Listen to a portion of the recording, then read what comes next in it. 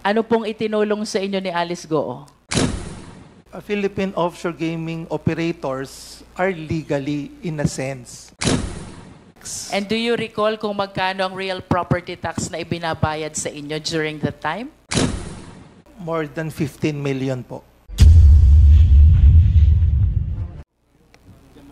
Yan, dito kanina. Mayor Feliciano. Can you please occupy one of the chairs?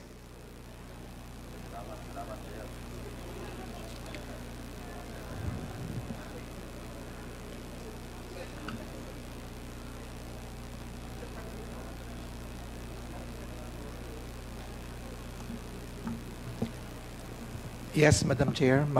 Mr. Feliciano, since based on the manifestation of Alice Goo, wala naman siyang naitulong siya sa'yo 2016 and 2019 na eleksyon. Sino ang mga taga-Banban na malaki ang naitulong sa'yo during those times of election? Madam Chair, our town is small, 40,000 votes. During my term, I introduced a lot of improvements in my town. Mr. Chair, can we direct the resource speaker to please be responsive to the question? Ang tanong po, Mr. Feliciano, sino po ang tumulong sa inyong manalo 2016 and 2019 election?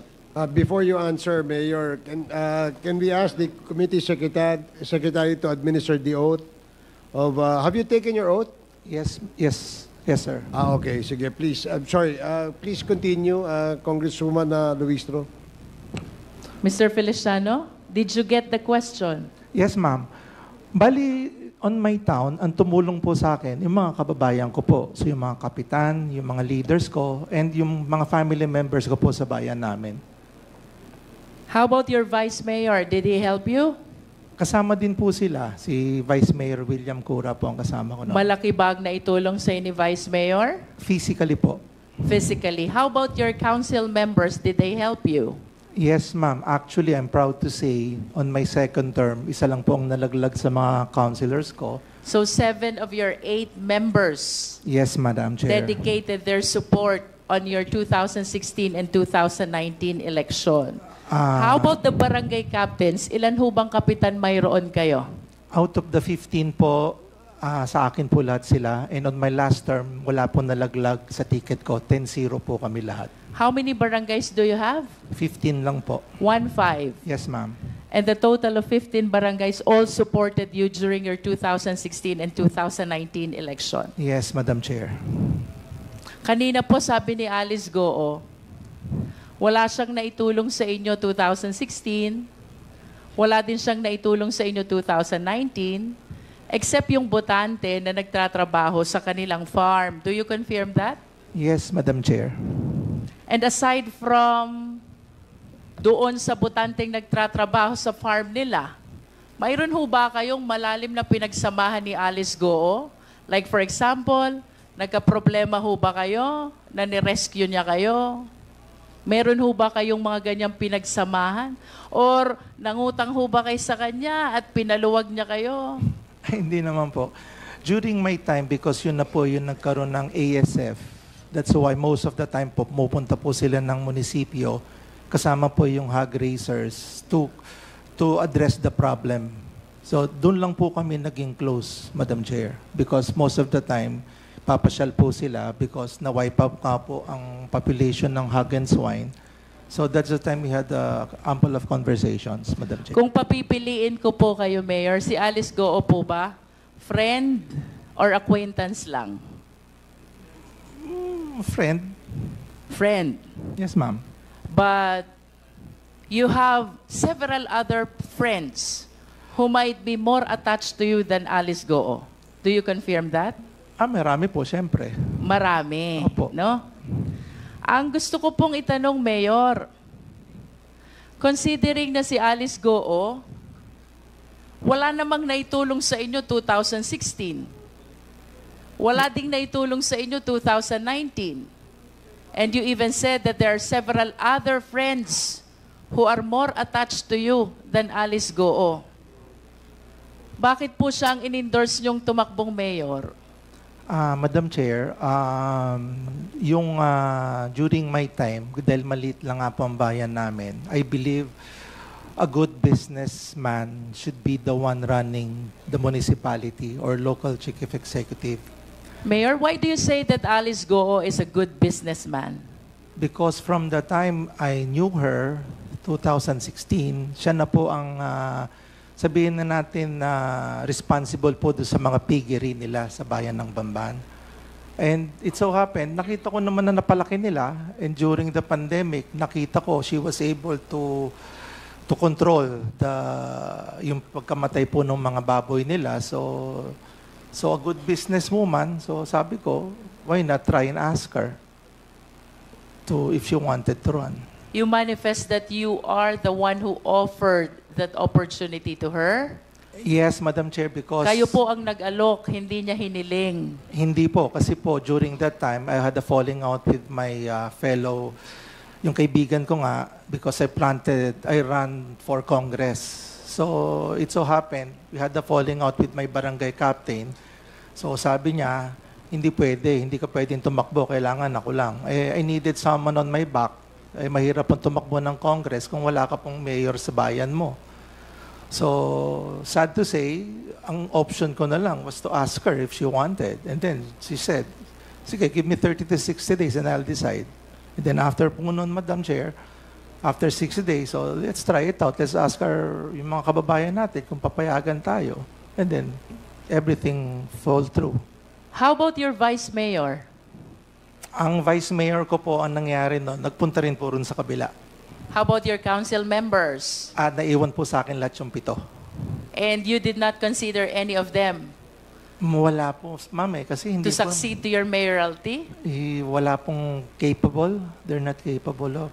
Aside from the piggery business mayor, what consideration did you consider? What factor did you consider why you offered the mayoralty to Alice Goo?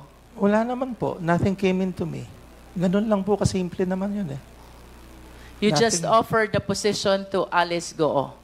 Yes, ma'am. Kasi during that time, it was already closed. Wala na akong magawa, ma'am, because... How close, Mayor?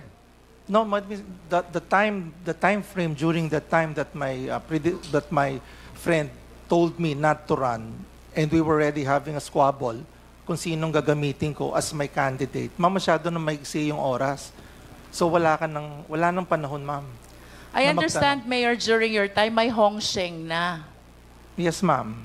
Meron na, ma'am. So, do you confirm na kayo po ang unang nag-issue ng business permit sa Hong Sheng? Yes, ma'am. I was the one. And how do you describe the operation of Hong Sheng? Actually, ma'am, nung sa Hong Sheng, hindi naman ako, ma'am, nakapasok doon because it was a regulated Philippine offshore gaming operator. And so, I believe Banban wasn't the one having the Philippine offshore gaming operations. Ma'am, during that time, nag-review din ako, nag-study rin ako. Almost 400 po nag-ooperate. As far as Cavite, meron pong Cagayan Valley. Let's concentrate to Hong Sheng, Mayor. Ayun nga, ma'am. So, And do you confirm that the land being occupied by Hong Sheng belongs to Alice Goo? yes, ma'am. You confirm that? Yes, ma'am, because she was the one who requested the letter of intent to me para po ma-endorse ko po sa Sangguniang Bayan to get the letter of no objection. The Baofu. Yeah, no, yung Hong Sheng po, ma'am, Hong Sheng. You are stating now, Mayor, that you were the one who endorsed the letter of Alice Goo to Hong Sheng to No. be able to secure a letter or resolution of no objection. Yeah, That's what because- you said. Yes, ma'am, because she endorsed the letter of intent to me. So ako naman on my part as a local chief executive, bibigay po ko na sulat sa Sangguniang Bayan to act on that request. Alice, I remember last time you denied this. You said you never represented Hong Sheng.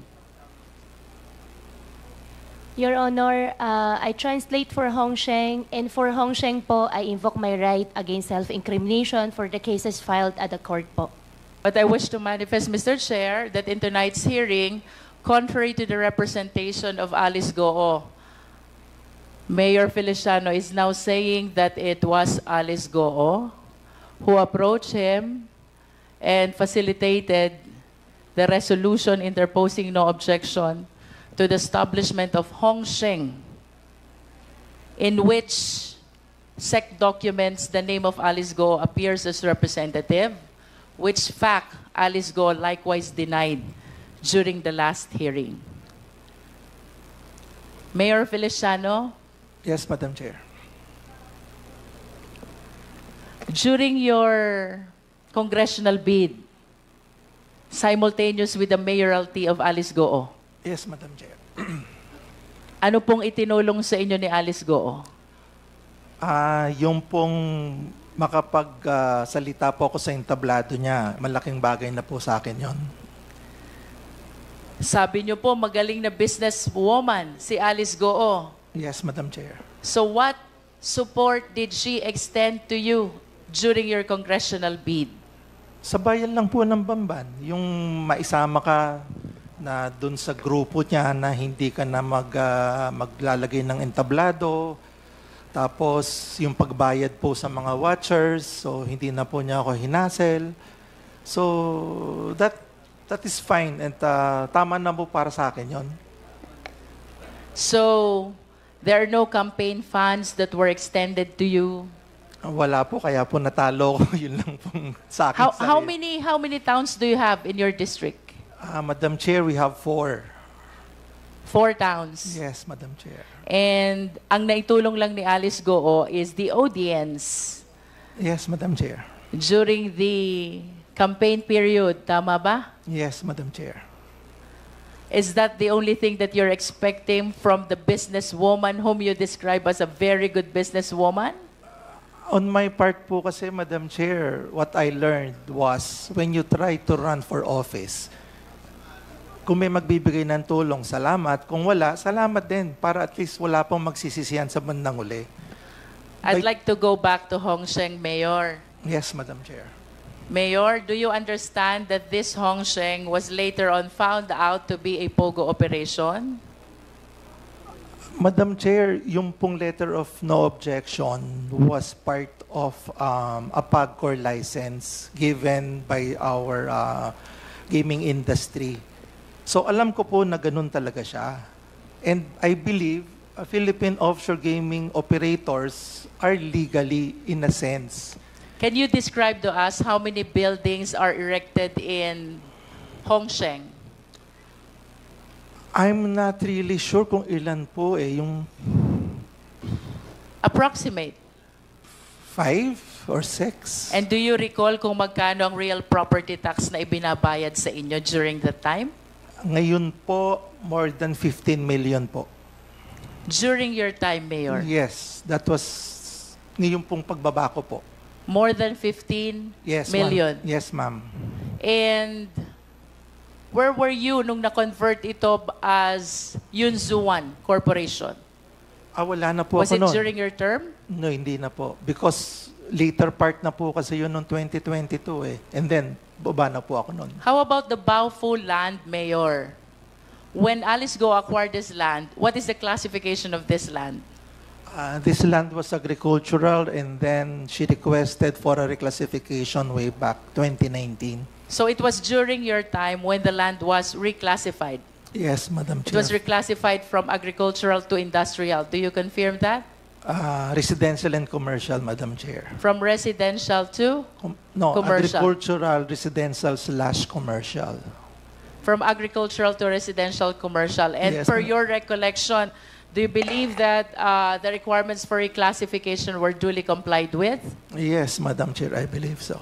Yes. And with respect to Hong Sheng, Mayor, the entire process of this resolution or letter interposing no objection, it was Alice Goo who was representing Hong Sheng. Do you confirm that? Yes, Madam Chair, because her name was written also on the Sangguniang Resolution. And aside from the name being written in the Sangguniang Bayan Resolution, it was Alice Goo, or likewise, who is lobbying with the Sangguniang Bayan, and even in your office. Do you confirm that?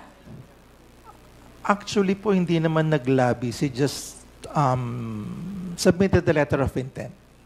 How To my many office. times did she visit your office to represent Hong Sheng?